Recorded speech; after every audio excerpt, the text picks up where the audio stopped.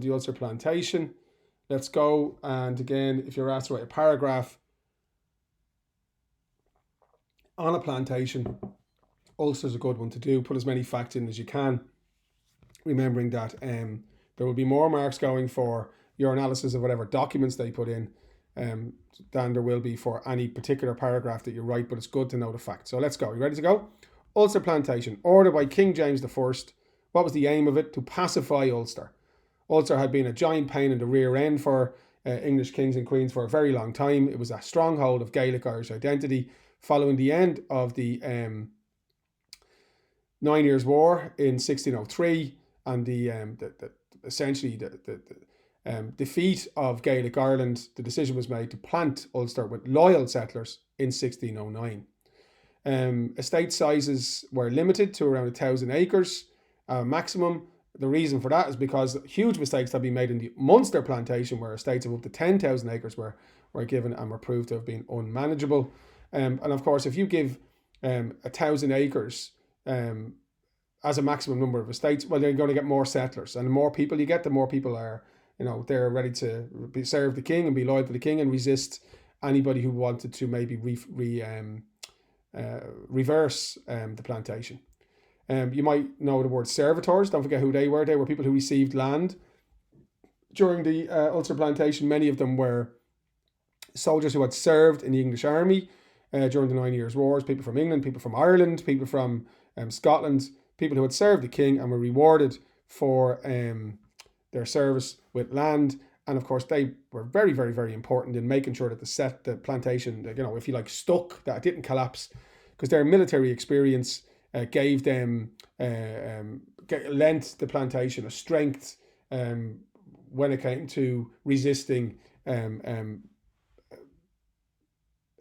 attacks on the settlers from the Gaelic Irish. So those Gaelic Irish were divided by the plantation.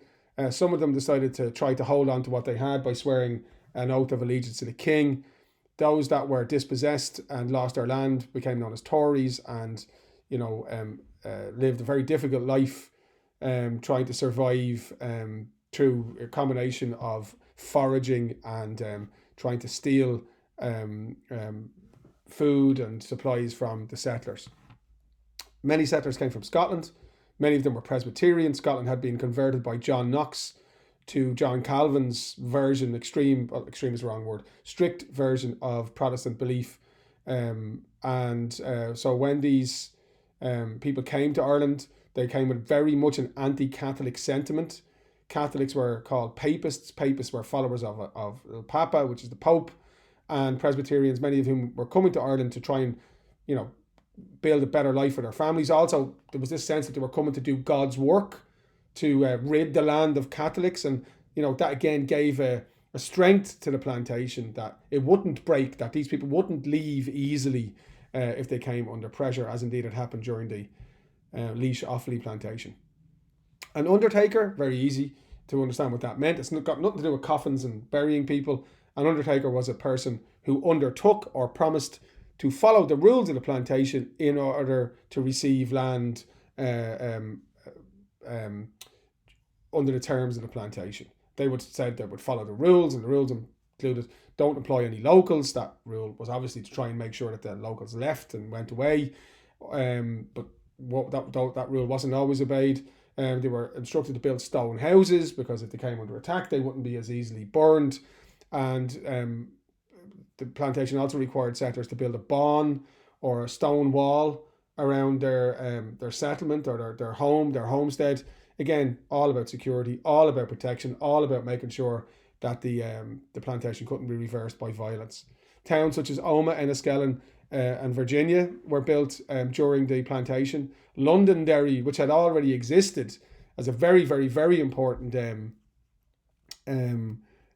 trading location pre-plantation, became a very, very, very important settlement during and after the plantation. Of course, the town was known as Derry, still known as Derry today to its nationalist population.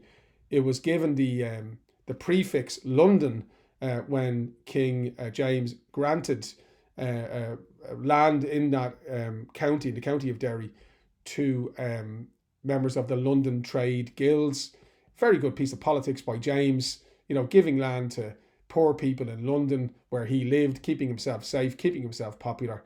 And that's why Londonderry is today known by that name, by the Unionist or Protestant population. These towns were often walled, or were always walled, and that was, of course, for defence, and had a diamond, kind of a square at the middle of the towns that was again designed as a fortification in times of attack. So we've already done a little video on the results of the Ulster Plantation, so I won't dwell on it now. The results of the Ulster Plantation, essentially, it was a massive success from the point of view of the people who implemented it. So, that population that were brought over the course of, 40 years from 1609 up into the mid 17th century, put down roots, grew until today. You have this very, very large population of, I think close to 1 million people in Ulster who claim their, could be a little bit less than that actually, about 800,000, who claim their, identity as Protestant, British loyalist, unionist, whatever you want to call it. And, one of the reasons that Ireland is partitioned today is because of the Ulster Plantation. Modern Northern Ireland is, as you know, because you've studied it, and I'll do a video on it, deeply divided between the descendants of the settlers, as I said, the unionist loyalist population, and the descendants of those who were dispossessed, the Catholic Gaelic population. Gaelic language, which was widespread and spoken in Ulster, was essentially eradicated by the Ulster Plantation in as a wide spoken language. And of course, there were great changes in farming. The land in Ulster became, was quite evident very early on that it was very suitable for arable farming. So the Gaelic tradition of pastoral farming or keeping of cattle became less important. Land was planted for crops, and particularly flax, which is the raw material that linen is made from. And that led to the growth of a very big and very important textile industry in Ulster from the 17th century on. So there you go, Ulster Plantation revision done.